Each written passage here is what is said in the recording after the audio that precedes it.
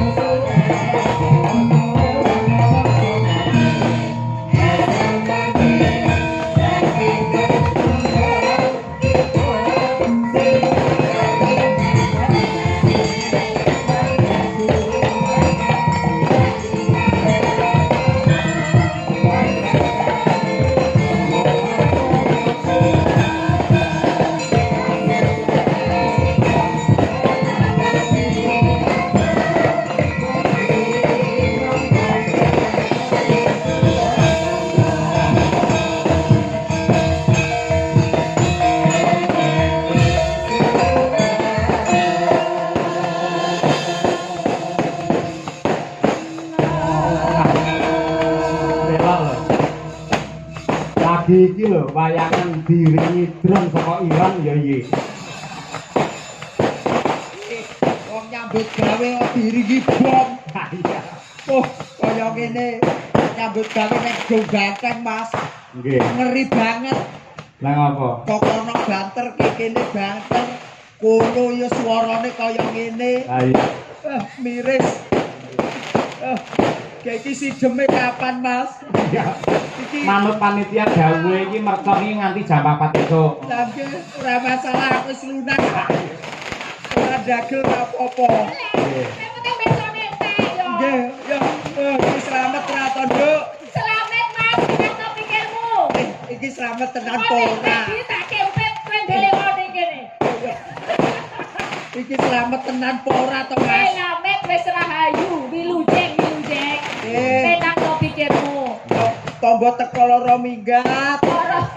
Selamat Lah iki pakurmatan kagem panjenengan lho. Ya kurmat kancane lho keweden Mas. Lah ngopo? Lah iki lek bledos ngedas kurang tek. Ya, santen. Ora, awake dhewe iki malah diajari bersyukur marang Gusti ingkang nyipta jagat. Lah kok ngoten. Sing biasane perang kaya ngene iki lak Timur Tengah. Nggih, Iran, Israel musuh karo Amerika. Nggih. Upamane ning Indonesia nek perang kaya ngono, wayange tidak ada. Piye nasib awak dhewe ning nganti wayang? Ya awake dhewe nasibe ya gur delak-delik ning jero gentong. Makane aja nganti ana kaya ngono ning kene ya Mas didongakne. Ayam tentrem, kartro rahardro. Katurora. Kartro trem lan raharjo.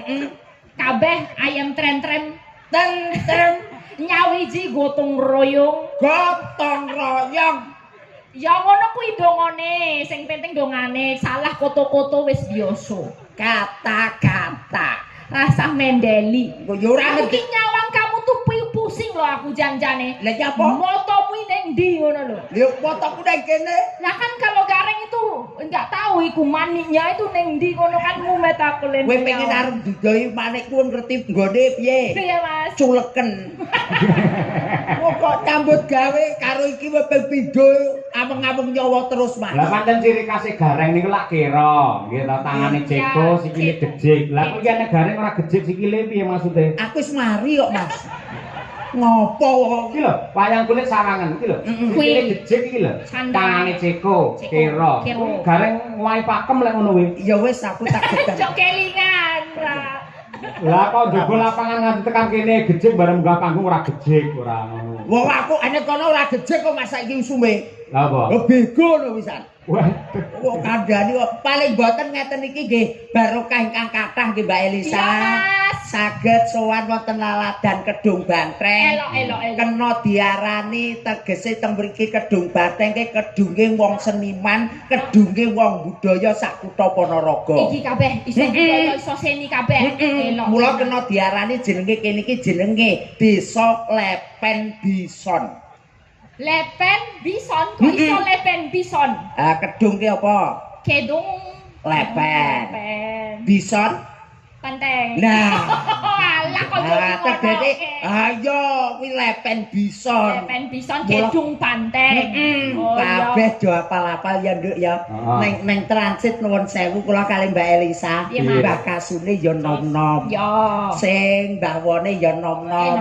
Pak RT-ne nom-nom. Nom kabeh. Aku sing apal gur Mbah Kasun siji, Mas. Sapa? Pak Amin. Apa Pak Amin? Pak Amin ke kepala dusun Sekuwung ngono kok. Kok apal sampean? Alah aku rono kuwi tenan ping 3. Gareng. Alah ya tuku kopi to, Mas. Nggih. Nadyanto Mbak Lisa sampun dangu sanget Dung Banteng menika mboten wayangan.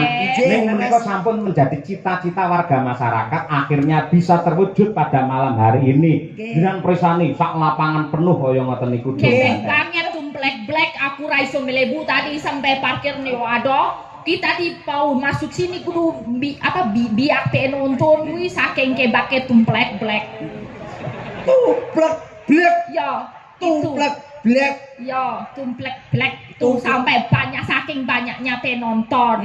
Penonton. Makanya tak dongake Mas. Kene Warga masyarakat sedoyo lan sapa kemawon sing ngumpul wis ningali mel nonton pertunjukan Ringgit Wacucul dalu menika.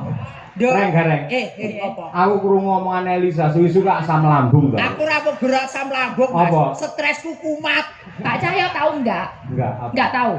Enggak tahu. Pantes enggak tahu. Karena jodoh tuh emang enggak ada yang tahu. Dek Rene, kowe jarak aku. Rene. Sah, ora sangalih Rene sik. Nggih. Kono. Rene sik. Kono.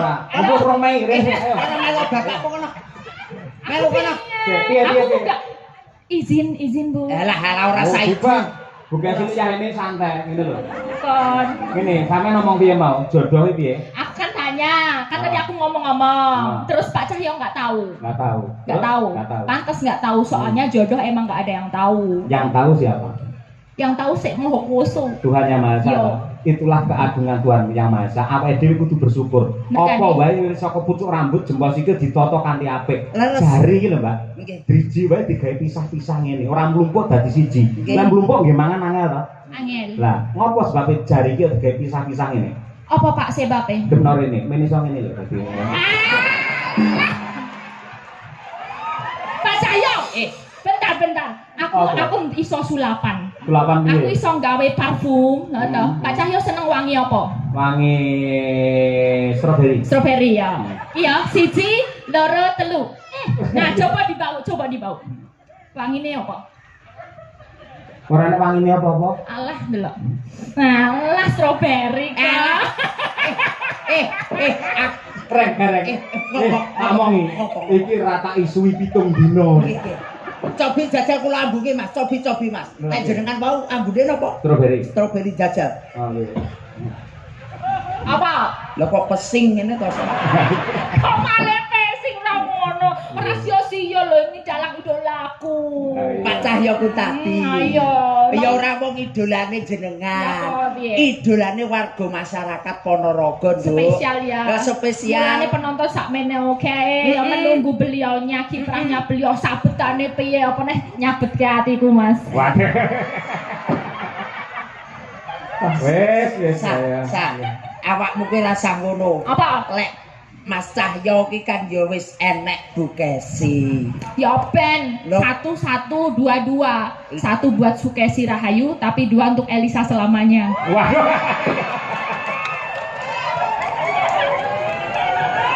Aduh, becari saya nekat ya. Bareng kulino nge-gym saya nekat deh kalian. Ayo. Kowe upamane dadi bojo sing kedua ya isih tetep tresno karo Pak Cahyo. Alah ya jelas tresno dino cacahe piro? Ana 7 ta? Ana 7 tak gawe beda-beda. Senin kok Senin lah, Senin. senantiasa mencintai Cahyo Kuntadi. Selasa. Ayo terus apa-apa. Walau Selasa, walaupun ngene iki ramene tapi Selasa milik berdua. Terus. Cuman buat berdua aja. Langsung Rabu. Rabu. Aku nggak pernah rabu-rabu buat membuka notifikasi dari Cahyo Kuntadi. Soalnya apa notifikasinya tak beda. Apa? Beda nih. Notifikasi munculnya neng HP, tapi geternya neng hatiku. Ini bareng suwi rame lu bahane wakeh malian. Ngopo? Berarti sing geter nek kene iki hatimu to? Sing geter. Ati iki neng kene kok neng ngono. Neng kene. Iki mau Rebo, bar ngono Kamis.